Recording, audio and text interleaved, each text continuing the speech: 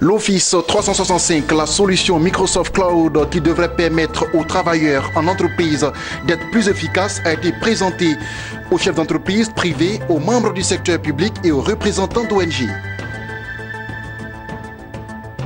Et puis dans cette édition, nous parlerons de la double dédicace des livres Le Calame ensanglanté et Fragments de sagesse, deux livres qui érigent l'auteur en consolateur, thérapeute et humanitaire, puisque les fonds recueillis seront versés aux enfants malades du cancer.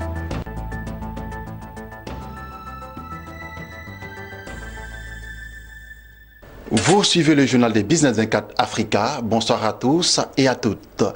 L'Office 365 de Microsoft Cloud a été présenté aux chefs d'entreprise privés, aux membres du secteur public et aux représentants d'ONG. Ce produit devrait permettre aux travailleurs en entreprise d'être plus social, connectés et plus efficaces.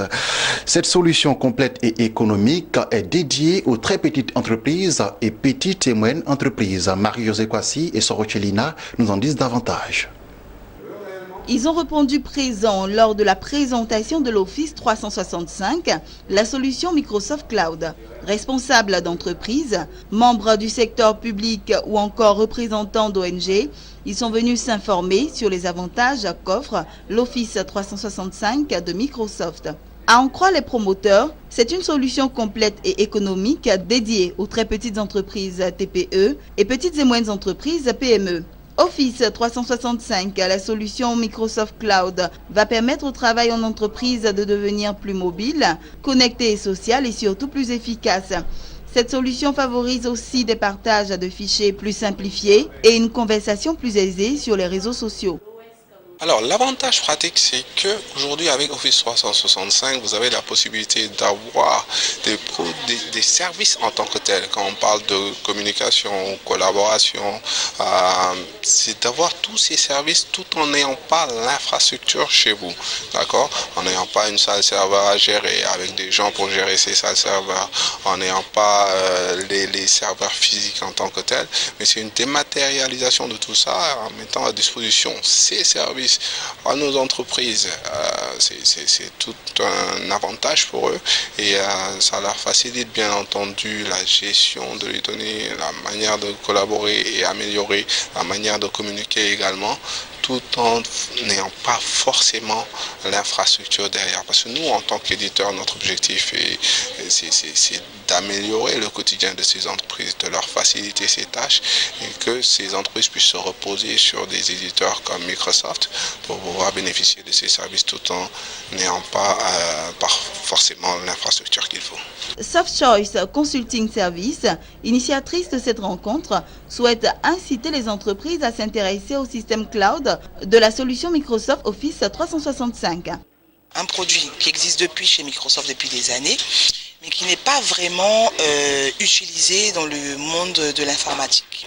Les entreprises aujourd'hui restent sur le côté, la solution en physique, alors que nous avons la solution cloud, donc le virtuel, qui fait qu'aujourd'hui on n'a plus vraiment besoin d'avoir un serveur, un matériel, on peut tout mettre dans le cloud. Donc raison pour laquelle, vu que le monde évolue, donc j'ai préféré inviter nos clients à nous pour parler un petit peu de la solution cloud.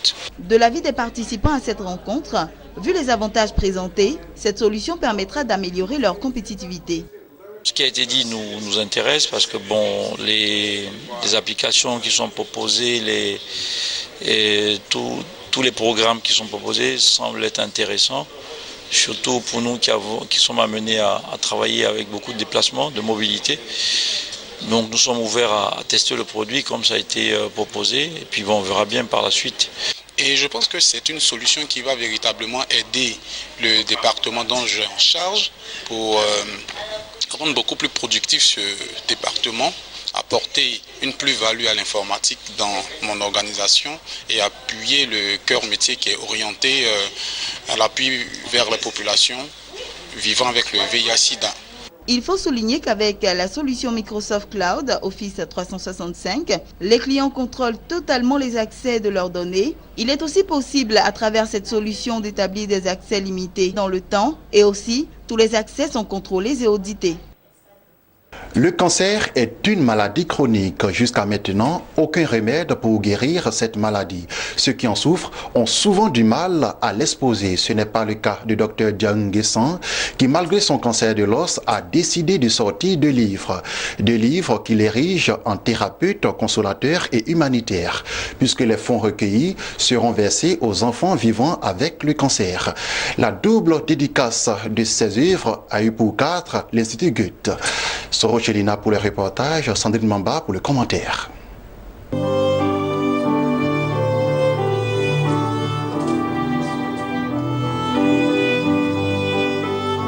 Neuvième symphonie de Beethoven, l'hymne à la joie pour montrer que l'espoir est encore permis tant qu'il y a la vie. Cette hymne à la vie, le docteur Diaoun Guesson l'enseigne dans ces deux ouvrages dédiés ici à l'Institut Goethe de Cocody. Le premier a pour titre Le Calab ensanglanté. Dans cet ouvrage, l'auteur veut briser le mur avec la peur contre le cancer, une maladie qui souffre encore de nombreux préjugés. La couleur rouge sur la première de couverture déjà prévient le lecteur quant au choc que va subir sa sensibilité. Si le calame autrefois servait avec l'encre à écrire des mots, l'écrivain Diaoun Guesson l'a transformé en des mots contre ce mal qu'est le cancer et l'homme sait de quoi il parle.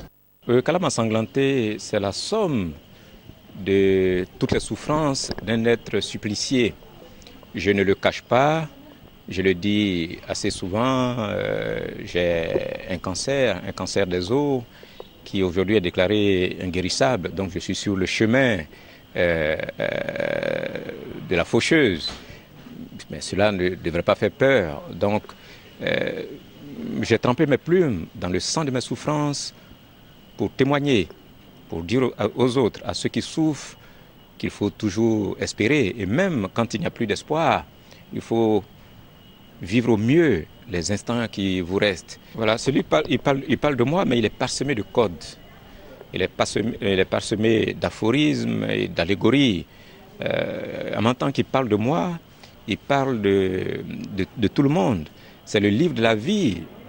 Dans la vie, il y a des instants de joie, il y a des instants de douleur. Et au cours de ces instants, il faut sublimer la joie, il faut sublimer aussi les souffrances. Si dans le premier ouvrage, Dr Diaoun Guesson raconte son combat contre le cancer et la peur, dans son second ouvrage intitulé Fragments de sagesse, un véritable ode à la sagesse tout au long des 84 pages du livre. Fragments de sagesse, alors supposons qu'on soit dans un bureau de notaire et on lui dit, quand je ne serai plus là, voici ce que je veux laisser à mes enfants, voici ce que je veux laisser à l'humanité. Ici, ce que je veux faire comprendre, c'est que un héritage, il n'est pas forcément fait de pièces sonnantes et trébuchantes. Un héritage qu'on peut laisser, c'est autant de fragments de sagesse. Et la sagesse, c'est l'héritage le plus véritable, parce que celui-là, il est inaliénable, il n'a pas de valeur. Sa valeur est inestimable. Les ouvrages Le Calame ensanglanté et Fragments de sagesse sont édités aux éditions Equinox. L'auteur l'a voulu, le bénéfice des ouvrages sera entièrement réservé aux enfants malades du cancer. Pour la suite des informations, rendons-nous en Angola où la centrale hydroélectrique de Chimbé-Dala, située dans la municipalité de Dala, en Angola, va fournir de l'énergie dès avril selon ANGAP.